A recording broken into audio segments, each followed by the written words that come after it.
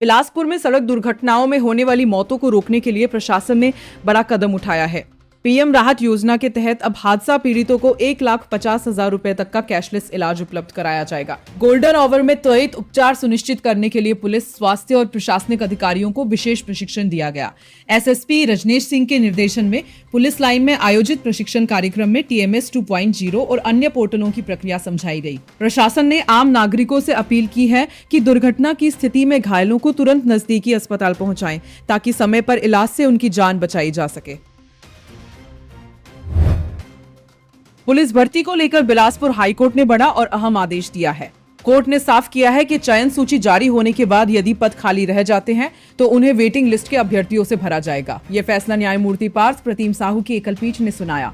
मामला करीब 5,967 पदों की भर्ती से जुड़ा है, जहां एक ही अभ्यर्थी कई जिलों में चयनित होने के कारण पद खाली रहने की स्थिति बनी। कोर्ट के इस आदेश के बाद अब खाली पदों को भरने के लिए वेटिंग लिस्ट के उम्मीदवारों को मौका मिलेगा, जिससे भर्ती प्रक्रिया अधिक पारदर्शी और संतुलित हो सकेगी। दुर्ग जिले के जामुल थाना क्षेत्र में शराब के लिए पैसे नहीं मिलने पर एक युवक ने अपने ही घर में आग लगा दी। इस घटना में घर में रखा करीब 2.5 लाख रुपए का सामान जलकर खाक हो गया। पुलिस और फायर ब्रिगेड की टीम ने मौके पर पहुंच दिया है। रायपुर में साइबर ठगी का बड़ा मामला सामने आया है। न्यू राजेंद्र नगर इलाके में एक किराना कारोबारी से 4,65,000 रुपए की ठगी की गई है। ठगों ने मोबाइल पर APK फाइल भेजकर फोन हैक कर लिया और महज 24 घंटे के भीतर अलग अलग खातों से रकम निकाल ली। बताया जा रहा है कि ठगों ने UPI और पेमेंट एप्स का एक्सेस हासिल कर कुल 6 ट्रांजैक्शन में पैसे पार किए। पीड़ित की शिकायत पर पुलिस ने मामला दर्ज कर जांच शुरू कर दी है। पुलिस ने लोगों से अपील की है कि अनजान लिंक या APK फाइल पर क्लिक न करें। अंबिकापुर से हवाई यात्रा करने वालों के लिए बड़ी खुशखबरी है। 30 मार्च से अंबिकापुर के महामाया एयरपोर्ट से दिल्ली के लिए डायरेक्ट फ्लाइट सेवा शुरू होने जा रही है। अलायंस एयर द्वारा यह उड़ान सप्ताह में 2 दिन सोमवार और बुधवार को संचालित की जाएगी, जो बिलासपुर होते हुए दिल्ली पहुंचेगी। इसके साथ ही अंबिकापुर से कोलकाता के लिए भी हवाई सेवा शुरू होगी, जो गुरुवार और शनिवार को उपलब्ध रहेगी। फ्लाइट दोपहर 12 बजे रवाना होकर करीब 2:30 बजे दिल्ली पहुंचेगी और इसके लिए 72 सीटर ATR विमान का संचालन किया जाएगा। यात्रियों के लिए बुकिंग शुरू हो चुकी है, जबकि किराया करीब 6,000 रुपए तक होने की संभावना है।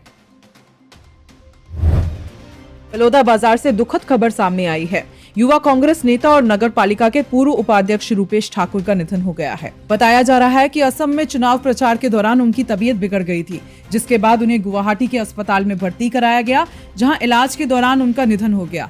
रूपेश ठाकुर अपने मिलनसार स्वभाव और सक्रिय राजनीति के लिए जाने जाते थे। उनके निधन से पूरे जिले में शोक का माहौल है। राजस्व मंत्री टंकराम वर्मा समेत कई नेताओं ने उनके निधन पर दुख जताते हुए परिवार के प्रति संवेदना व्यक्त की है। प्रदेश में मौसम का मिजाज बदलने वाला है। अब ठंड से राहत खत्म होगी और गर्मी का असर बढ़ने लगेगा। मौसम विभाग के मुताबिक अगले 3 दिनों में तापमान 2 से 4 डिग्री तक बढ़ सकता है, जिससे दोपहर में तेज धूप और गर्मी महसूस होगी। फिलहाल राजनांदगांव सबसे गर्म में रहा, जहां तापमान करीब 37.5 डिग्री दर्ज किया गया। वहीं अंबिकापुर में न्यूनतम तापमान 13 डिग्री तक गिरा, जो सबसे कम रहा।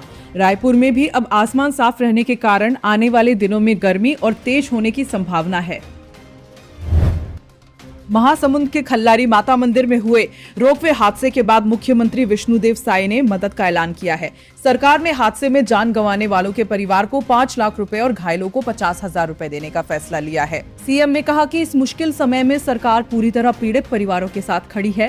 साथ ही हादसे की जांच जारी है और दोषियों पर सख्त कार्रवाई की जाएगी। अंबिकापुर में अवैध कब्जों पर प्रशासन ने बड़ी कार्रवाई करते हुए बुलडोजर चलाया है।